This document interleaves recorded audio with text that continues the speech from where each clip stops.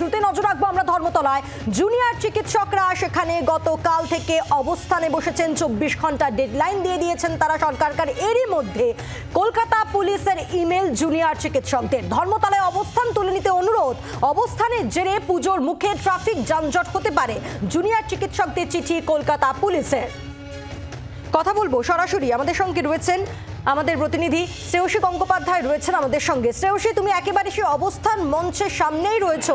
কলকাতা পুলিশের যে ইমেল, যেখানে অনুরোধ করা হচ্ছে যে এই অবস্থান তুলে নিতে পুজোর কথা মেনশন করা হয়েছে, কি ভাবনা চিন্তা জুনিয়র চিকিৎসকদের এই ইমেলের পর? তারা কি করবেন? উত্তর কি দেবেন? জবাব কি আসবে?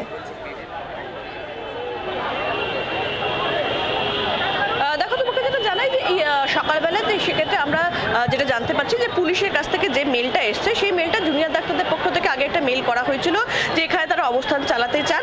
সেই মেলের পরিপ্রেক্ষিতে এই উত্তর এসছে, যেখানে কার্যত পুলিশ তাদেরকে বলেছে যে পুজোর সময় যেহেতু এখানে ফুটফল প্রচুর হয়, কেনাকাটা করার জন্য, ঠাকুর দেখার জন্য ফুটফল প্রচুর হয়, ফলে সেই কথাটা মাথায় রেখে এখানে যেন তারা অবস্থানটা না করেন তেমনটাই বলা হয়েছে। আমি এখানে যারা অবস্থানকারী যারা জুনিয়র ডাক্তার রয়েছেন, আমি তাদের সঙ্গে কথা বলবো এবং সেই কথা বলে তাদের কাছ থেকে জানার চেষ্টা করবো পুলিশ যেটা বলছে যে এক্ষেত্রে আপনারা অবস্থান চালিয়ে যাবেন, আপনাদের যে পারমিশন চেয়েছিলেন সেই বিষয়টাতে আপনাদের কি বক্তব্য? পুলিশ সেই পারমিশনটা পুলিশ দিল না আপনারা? হ্যাঁ, সিনিয়রদের সাথে কথা বলবেন। আপনাদের কি মন্তব্য? পুলিশ তো আপনাদের এই অবস্থানে পারমিশনটা দেয়নি, আপনাদের কি মন্তব্য সেটা নিয়ে?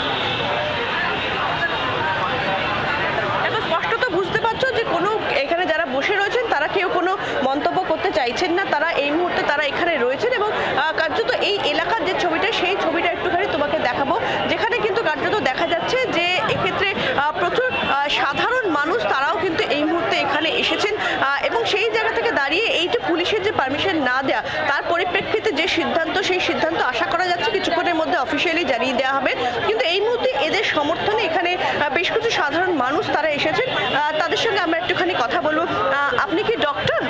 আচ্ছা, আপনি কি ওদের সমর্থনের জন্য এখানে এসেছেন? হ্যাঁ।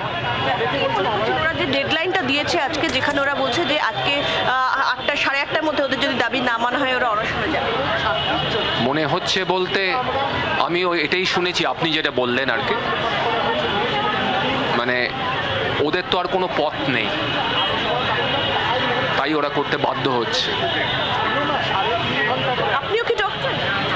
আমরা আরজিকরের এক্স স্টুডেন্ট, আরজিকর থেকে পাস আউট, এখন আমরা সিনিয়র ডক্টর।